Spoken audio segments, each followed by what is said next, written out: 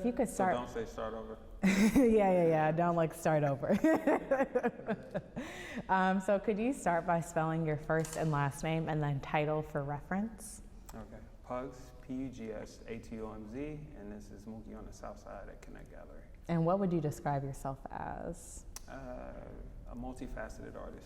Awesome. And then I just want to make sure I know how to pronounce your last name. Atomz. Okay. Atomz. I just wanted to make sure. Okay. Cool. The only thing I need you to speak up a little more because she's overpowering you, so Okay. you just project a little more. Super loud. Do we want to that's just super just turn my mic off? That would probably be. No, he needs to bring up his voice. That's all. Okay. Here, you know what I can do. One thing I can do. Oh wow! I just realized you're wearing a shirt that's one of your pieces. Yeah. I was like, where have I seen that before? Yeah, all my clothing is like from my paintings. Oh and my! all that stuff. Really? Yeah. Wow! Oh my gosh, that's awesome. I'll submit. Roll.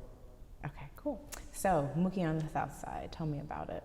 Okay, Mookie on the South Side is like something I've been thinking about for probably 5 years, but with the pandemic coming, it gave me the time to really like flesh it out.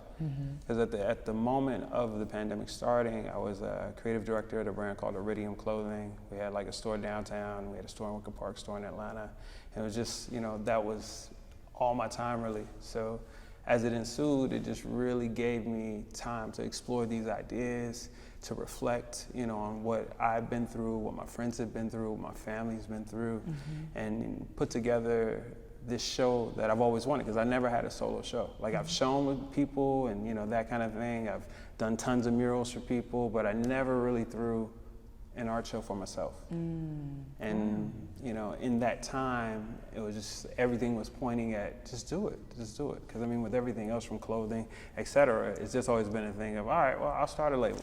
All right, I'll make a clothing brand, no problem. And just with art, I just never thought about it in that way of like, oh, you could just create this whole world and it'd be exactly what you want. Despite like working in all of these other art mediums, it had never even occurred to you. You could just be like a traditional artist. Well, yeah, because for me, I was very blessed in it. Like my mom was a painter, she was artistic director at the Boulevard Art Center in Inglewood. So at an early age, I'm surrounded by the movers and shakers that are killing it, as Black artists doing it, So it was like no fear in the sense of pursuing it. But then at 20, I got to do movie backdrops and, get to see what that is. It just, I kind of skipped that part because I was already getting paid. I'm telling my teacher, I'm getting paid to do the thing that I want to do that I'm paying you for. So it was like an awkward thing. So I kind of put that on hold. And for me, music just really jumped and marketing really jumped and clothing really jumped. So the pandemic, let me really take that time to put it together. But it's really a love letter, to the South Side of Chicago. The things that I wanna stop right there. I just want to make sure, Lawrence, that because I remember I was thinking the last time, I think this camera. Now you want to make sure it's right. Yes, exactly. Because you were getting into, you said this is a love letter to the South Side. So, in telling me about this love letter, could you describe it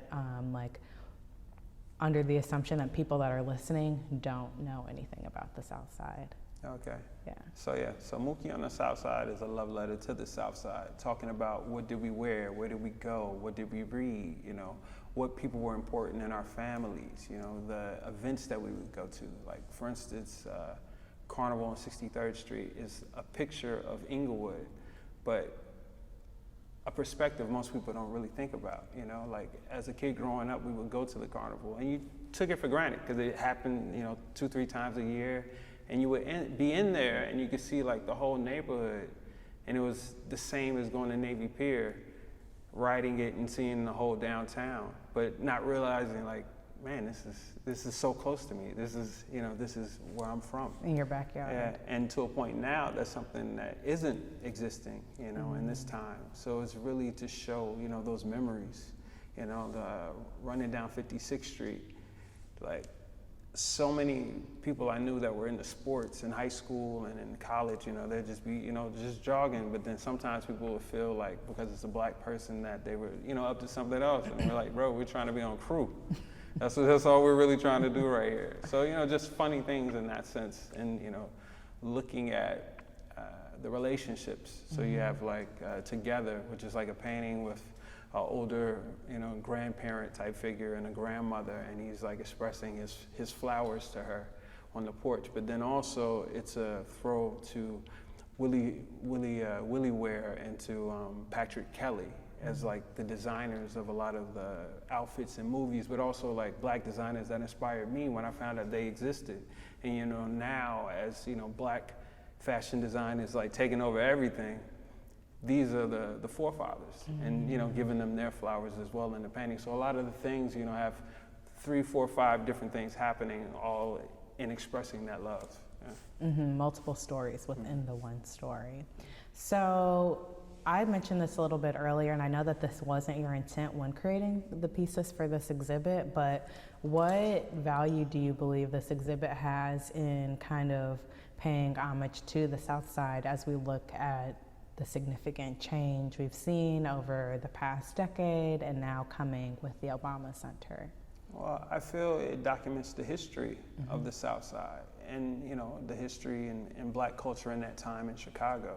And with all my art, from music, et cetera, it's always been documenting these things, from sound to the words, to the paintings, to, even what people are wearing. Like, these are things that were popular on the South Side of Chicago. This is what we were into. And as I've grown and, done tons of interviews of other people, the thing that always will come up is like, it's not documented. Our stories aren't really there for other people to pick up on. So the younger generation, older people will be mad, why don't they know? But where's the book? It's very limited. So in my art, I'm really pushing to tell those stories and to inspire more people to tell the stories, because that's key, for it all to elevate. Is you need to see a story to encourage you to tell yours. Yeah, like to break that fear, Like right before the pandemic as well, I put together a book of this crew I started in the 90s, the Acrobats. So that's like everyone from a Hebrew Brantley to an Open Mike Eagle were all part of this group that I put together in high school. And everybody giving me their stories, I saw how other crews were like, oh man, like we should what are we doing? We need to tell people how it was, those things. Because in rap, for instance, we know all about New York, we know all about LA. Now people are starting to learn about Chicago in the sense of knowing the streets and the slang, et cetera. But that's already been there, as this is the place of Record Row and all these talented musicians that's come from here. Wow, Record Row. Was 53rd called that at one point? No, that's Bronzeville. Oh, really? I didn't know that. Wow. That's crazy. I want to ask you about that, but it's not even related. So thinking about this as a tribute to the South Side, I feel like it's worth kind of noting like what the South Side is and what is considered the South Side, right? Because when we think about South Shore, some people say that's over east, but it's not South. Inglewood is like a different version of the South Side. So how would you describe like who this exhibit is for, like when you say the South Side? For me, the South Side is anything south of Chicago, but more so, I feel like anything south of Chicago Ave? Well, no, anything on the South Side of Chicago. I mean, that's what I'm referencing, but in general, it's just people that relate to the imagery. Like if you look at the images, you understand what the South Side is, and that's been the fun thing of, people from up north or kids that are too young to know a lot of these things, but they instantly connect and they get this feeling, this warmth. That's why I say it's like a love letter type thing of what it felt like, what it feels like, the togetherness of it, the unity of it. I mean, that's why my brand is us, you, we, together, unity. No, I agree, because I think that people don't know about the neighborhoods on the South Side. We're just kind of generalized. So that was great to hear that breakdown of it doesn't matter where you come from. There's some way that you'll be able to connect to these pieces. So can we talk a little bit more about just maybe some of your favorites or things that we can pinpoint that folks might be able to recognize that stand out to them, some of those kind of memories like you mentioned? Yeah, so it's one painting over here called Push 95, and it's got like a transformer as a Polo Sport Walkman, and a guy like jump. For a second, if you can just explain it to her, we're gonna cut. Oh, okay, my bad. Okay. Oh yeah, so one of my favorite ones is a painting called Push 95, which talks about the first time Wu-Tang played at the Push Hall in Hyde Park, and just how, for me, that was like my first rap concert. And it was kind of like all those things people say are gonna happen at a rap concert actually happened at a rap concert. So it's a lot of chaos in the painting, but for a lot of people, that's like the one that they really connected with. Besides that one, I would probably say the Mookie on the South Side painting, which is like a guy referencing Do the Right Thing, and he's got the Italian Fiesta shirt on, which is super Chicago. And so many people are like, man, you're making me hungry, like when they look at that painting. And it's like one of my most popular selling prints. But then it also, in that painting, you see Rothschild liquor with like a broken, like a neon sign and kind of burnt out, kind of speaking about how Rothschild was in all the hood, but it really didn't do much in the sense of, you know, positive things in the neighborhood. So it's that juxtaposition, and it's like during the time the riots were happening here and in other cities, you know, I painted that, so it kind of is touching all those issues in one. But then, you know, the nostalgia of Do the Right Thing, you know, rings pretty loud in that one. Yeah. Absolutely, and I like that it's on what I feel like is a blanket we've all seen in our mother or our grandmother's homes. Like, I don't know what that style is or what it's. Yeah, the tapestry. But yeah, I was really, you know, inspired by like quilts and, you know, thinking of my grandma and some of the crazy kind of, you know, things she would have, like that throws that would have these kind of graphic scenes on. And that. Another one I really like is. Before you move on, I wanted to ask, since you just mentioned kind of going out from prints or maybe like sculptures, because you wear all of your artwork too. So what value do you see in being able to transform your art in that way and it becoming like wearable art? Well, you know, as I was saying, I painted at a very early age and started to show at an early age, but, you know, painting prices are pretty expensive. So I found clothing as a way to still get my art into different homes of people that necessarily can't pay $2,000 for something, but they can pay $65 and cherish that item. But then, you know, aside from that, like, I love clothing, you know what I mean? I'm an avid clothing collector. You know, I have my different periods with different brands or different styles and that. So it's just really putting those two things together. So it's interesting, you know, a lot of times, you know, people are like, bro, I'm not gonna wear it. I'm just gonna have this, you know, as a thing, or I'm gonna frame it. And I'm just like, wow, you know, I didn't even think about it, you know, that you would do that with it. But yeah, it's awesome. You know, I feel like, we're on camera.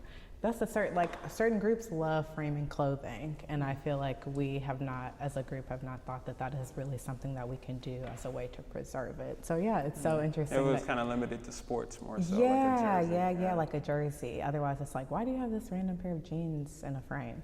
But I wanted to ask, because you made an interesting point in the accessibility of art for our community and how you try to negate that through clothing. So how would you say, or in thinking about that, what do you hope that this space allows our community to see, not only in just understanding like the values of the South Side, but thinking about how you are kind of taking away this accessibility and saying, come do something that's out of your comfort zone, right? Because this is your first solo show. You said that you've been making clothes with your art on them for a long time, and this is kind of like a different approach to how you are doing outreach with your artwork. Is that right? Yeah, because I mean, usually my artwork was more based around album covers or promo items for the album or designing for other people's brands. So I mean, this was really the culmination of all these years of doing all these different things and being able to put it in one place and it making sense as well, you know? Because it's all about the time of knowing like, oh yeah, this is the moment where it all goes. But, you know, ultimately, I'm just really enjoying, you know, younger artists coming and be like, okay, I'm just gonna do the stuff that I see. You know, even at the different events that have been here since the show has been up, you know, just talking to the random, you know, people coming in and just, you know, expressing to them, the way you see it is fine. Just show people the way you see it. Don't try to conform the way you see it, because that's what, you know, makes it, one, less fun, but also ungenuine. That's a really good point. When you, it's not genuine. At that point, it becomes for the... You're trying to make this thing for it's not for yourself to express or say, wow. That's and in my clothing, that's when it really, you know, started to change. When I just just take my ideas and just let it be, you know, let it just rest and not, what will people think? And just like, I like it. And other people that are into what I like will like it. And why do you think that's important in giving artists this autonomy, especially as we think about how art has changed over the last 2 years? We think about like public art and how that has become more accepted and seen as more like mainstream, but thinking about your exhibit helping other artists realize that potential. I know you just touched on it, but I think that for Black artists specifically, that's a really important point. Well, I often think if there's too many restraints on it, you kind of limit people to hit this ceiling of they're just consistently working, you know, at a store. You know, they're not able to elevate to have their own store because they're just trying to make the product as opposed to just letting their expression be the product and not trying to censor, you know, what could be. You know, oftentimes it might not be idea 1, 2, it's that fourth one that becomes like the oh my God moment, the genius moment. But if they don't get a chance to experiment, it won't come. You were So text me when you get home. That's the one with the street signs. And oftentimes Chicago slang gets taken, you know, by other cities as theirs, and they'll tell you like we created that. It's, you know, really to show what the Chicago conversation is, but then also to a point talking about the danger of Chicago, where people are like, you know, make it home safe. And then you're walking and you see something wild, and then you cross the street, and you know, just those things that happen on a daily that we don't even think about, you know, in that text message of text me when you get home, you know. Another one I really like is the tent, and just it, you know, talking about safe spaces. So I was doing something with the Love Institute where they had me to paint a heart, a sculptural heart, based on talking to some kids at the Gary Comer. And from what they were telling me, they just kept really saying how having a safe place, people being respectful to each other, those were the most important things. So with that piece of shelter, it's called, was really trying to show that. So it's like a silhouette of a lady with a baby in the window looking out, but it's like it's in a tent. It's like, so people, you know, are living in a tent. You know, so it's showing the duality of life. Like it's still a person that lives in that tent, that has a family or had a family, not just somebody living in a tent. You know, it's more to it. Then on the back of it, it's a quote from Gil Scott-Heron just saying, all I want is a wife, children, and some food to feed them as the simple needs of humans, you know. And next to that, you have like a feather flag, which are on most, you know, businesses pushing something, but it's like selling gentrification on this flag or telling you the other side of gentrification. I really, you know, enjoyed making those pieces because those were a step out of what I normally do. And it's really been, you know, interesting to see people react in a positive way to it and get it, you know, off the first look, not me having to explain this long thing. And for me, in my art, I really only am creating straight up. I don't want you to have to think about it. Or, well, not so much, I don't want you to think about it. I don't want to have to explain it to you. I want you to be able to see it and get it. Wow. I didn't even see the flag behind it originally.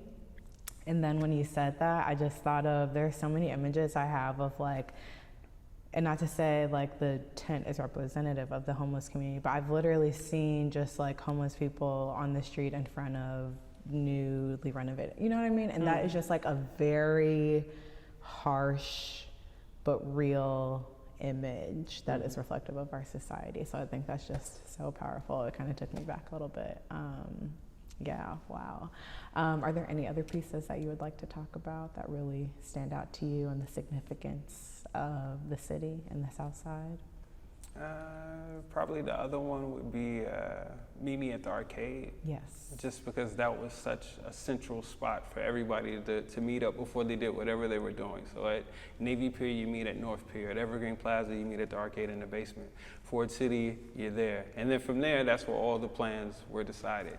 And you know, I really thought about it. I was like, man, how could I make me an arcade? You know, I was like, how is that going to work? And like, how expensive is that going to get? But when I finally figured it all out and it started to come together, it was like a voila of like, you did it, you did it, you did it. So now like I'm working on an actual game to be inside of one of those now, Oh my God. But it's, just coming together. But again, that's an undocumented thing in Chicago, but it was such a big part of culture. I mean, that's something that should be in a Frank magazine, just talking about those different places and the people that own them and, what was that like? Yeah, because even in Inglewood, on my block, we had an arcade right on the corner. Like you could just walk, a couple steps and just enjoy and be taken to another place. Yeah, no, that's so true, because you think about how that just speaks to the community from like a young age. That's how you build relationships with the elders in your community. You learn about your money and all of that as well. Right? Yeah, you just hanging out at the store with the manager and he's talking to you about not being bad, but also telling you how to, you know what I mean? Because I experienced that.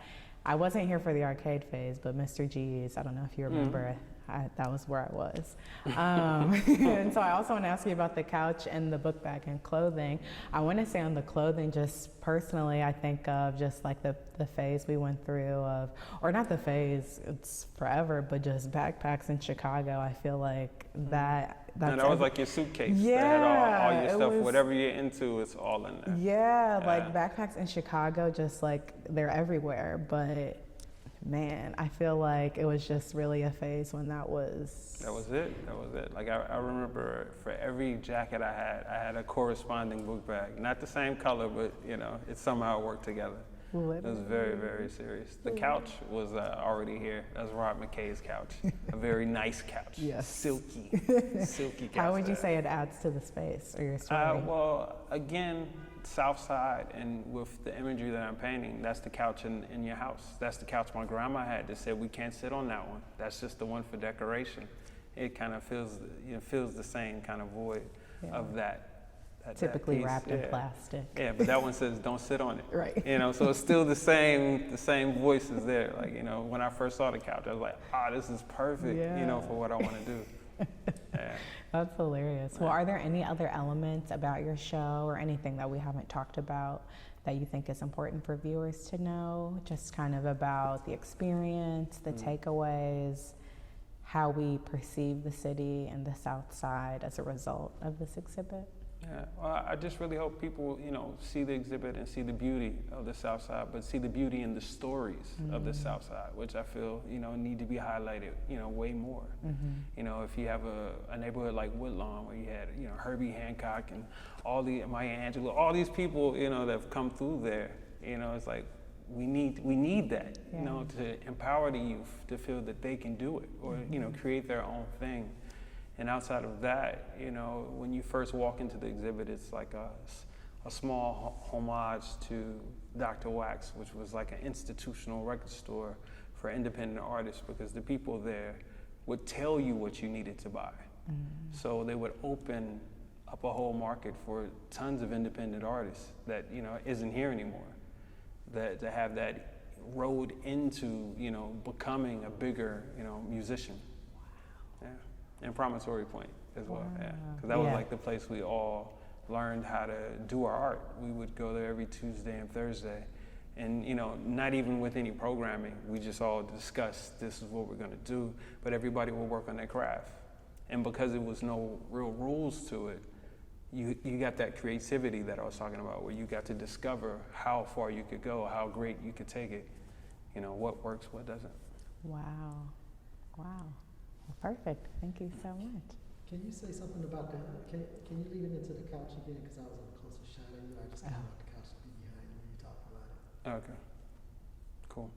So the couch is Rob McKay's couch is part of the gallery space. But when I initially started talking about the show here, that was like a perfect, thing to be in it, because it reminded me of my grandmother's couch. You can't sit on the couch. It's covered in plastic. I mean, his has like a sign that says "Don't sit on me," which sounds like my grandma's voice. Says I'm laying on it, doing my homework or something.